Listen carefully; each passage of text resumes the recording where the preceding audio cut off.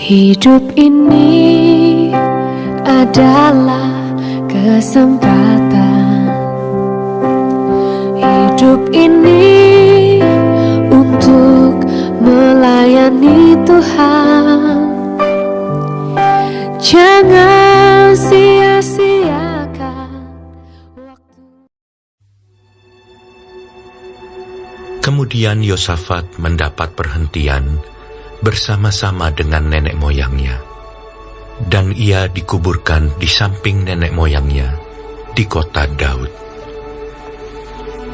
Maka Yoram anaknya menjadi raja menggantikan dia.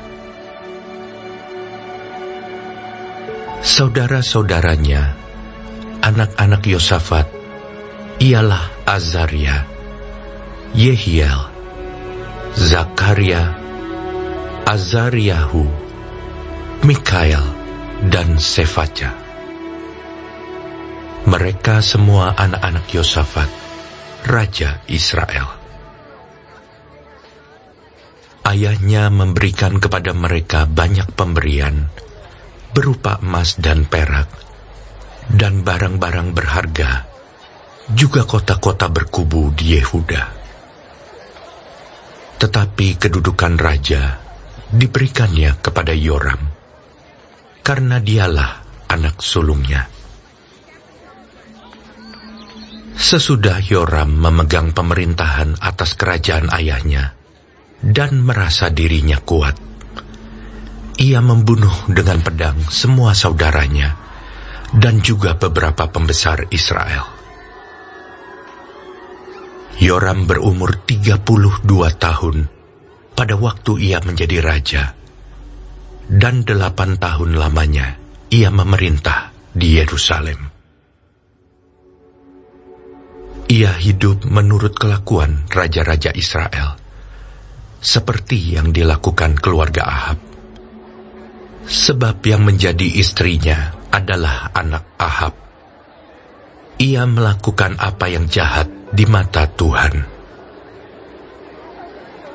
Namun demikian, Tuhan tidak mau memusnahkan keluarga Daud oleh karena perjanjian yang diikatnya dengan Daud, sesuai dengan yang dijanjikannya, bahwa ia hendak memberikan keturunan kepadanya dan kepada anak-anaknya untuk selama-lamanya. Pada zamannya, memberontaklah Edom terhadap kekuasaan Yehuda, dan mereka mengangkat seorang raja atas mereka sendiri. Maka majulah Yoram dengan panglima-panglimanya serta seluruh keretanya. Pada waktu malam bangunlah ia, lalu bersama-sama dengan para panglima pasukan kereta, ia menerobos barisan orang Edom yang mengepung dia. Demikianlah Edom memberontak kekuasaan Yehuda, dan terlepas sampai sekarang ini. Lalu Libna pun memberontak terhadap kekuasaannya pada masa itu juga.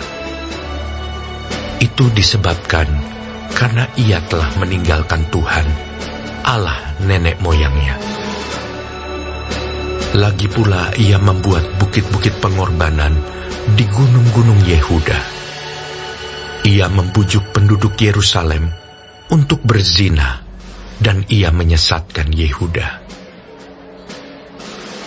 Lalu sampailah kepadanya sebuah surat dari Nabi Elia yang bunyinya, Beginilah firman Tuhan, Allah Daud, bapa leluhurmu.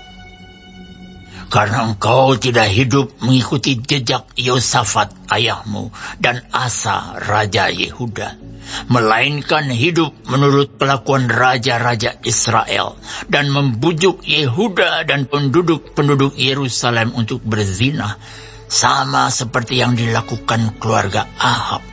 Dan juga karena engkau telah membunuh saudara-saudaramu, seluruh keluarga ayahmu yang lebih baik daripadamu. Maka Tuhan akan mendatangkan tulah besar atas rakyatmu, anak-anakmu, istri-istrimu, dan atas semua harta milikmu. dan engkau sendiri akan menderita penyakit yang dahsyat, suatu penyakit usus, hingga selang beberapa waktu ususmu keluar oleh karena penyakit itu.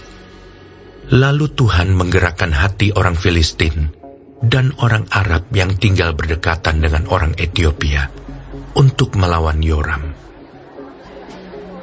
Maka mereka maju melawan Yehuda, memasukinya, dan mengangkut segala harta milik yang terdapat di dalam istana raja sebagai jarahan, juga anak-anak dan istri-istrinya, sehingga tidak ada seorang anak yang tinggal padanya, kecuali Yoahas, anaknya yang bungsu.